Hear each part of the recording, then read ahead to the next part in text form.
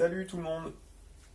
Je fais une petite vidéo pour présenter les deux façons de faire pour les ancrages des cartes postales le week-end prochain, sachant que, enfin voilà, il y a deux façons de faire différentes.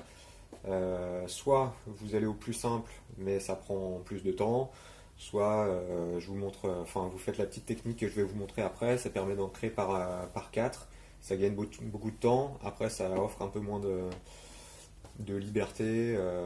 Puis bon voilà, c'est juste une petite technique à apprendre, ça paraît pas compliqué. Voilà, donc la première solution, c'est simplement d'ancrer les cartes une par une. Dans ce cas-là, il faudra demander à la team qui s'occupe d'ancrer les versos de découper les cartes individuellement. Vous allez vous retrouver du coup avec 200 cartes par binôme, enfin 100 cartes chacun à ancrer individuellement. Ça risque de prendre du temps. Si vous faites ça par binôme, ça fait. Et si vous faites du deux couleurs sur chaque carte par binôme, du coup, ça fait 400 ancrages. Plus de 400 si on compte un peu les brouillons, la marge de sécurité. En 3 heures. C'est un peu short, je pense. Donc voilà. Mais c'est vrai que c'est très simple, hein. C'est un truc que tout le monde maîtrise. Du coup, maintenant, vous prenez votre carte, vous calez avec les bords du papier et hop, c'est parti quoi. Rien de compliqué. La deuxième solution du coup c'est de faire un petit calage de recto à verso sur des planches de 4. Alors ça oblige à travailler avec des typons uniformisés. Voilà, donc moi je vais vous balancer un gabarit qui sera en gros tous les traits de coupe, les repères de calage, au bas gauche droite, voilà, avec des repères dans le fichier qui vont vous permettre de caler exactement vos visuels à l'intérieur de ces repères là, et ça va permettre de faire un calage entre le recto et le verso sans faire de coupe supplémentaire, et ça permet de faire toutes les coupes à la fin pour un bon résultat. Voilà, donc la technique c'est de faire du calage à partir du typon. Hop.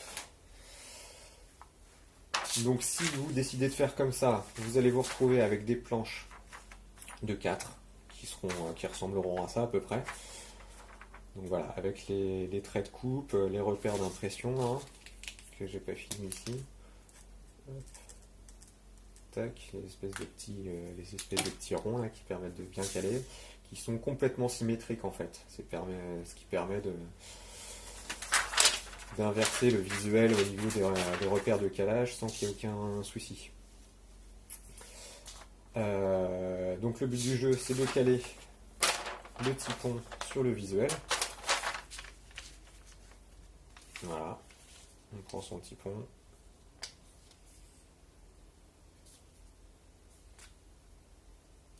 On le cale dessus.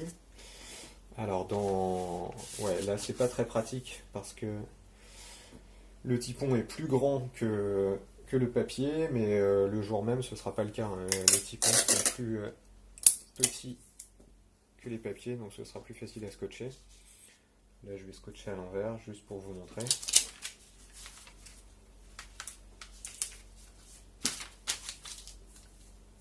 Ouais, j'ai réussi à tout décaler. C'est pas grave, c'est juste pour la démonstration. C'est pas bien grave. On cale tout, on scotche. Et donc le but du jeu c'est de pouvoir ancrer de l'autre côté en étant sûr que les deux trucs soient encore bien calés. Donc il suffit de prendre son papier et d'aller découper dedans à l'endroit des repères pour laisser apparaître le typon en dessous. Le repère qui apparaît en transparence sur le typon en dessous. Voilà, il en suffit de 2. Hein. Il en faut 4 sur le typon pour que ce soit symétrique, mais après vous pouvez simplement en faire apparaître 2 en diagonale et vous êtes sûr que le calage sera bon. Et ensuite, vous amenez votre écran insolé avec le visuel qui aura exactement les mêmes repères.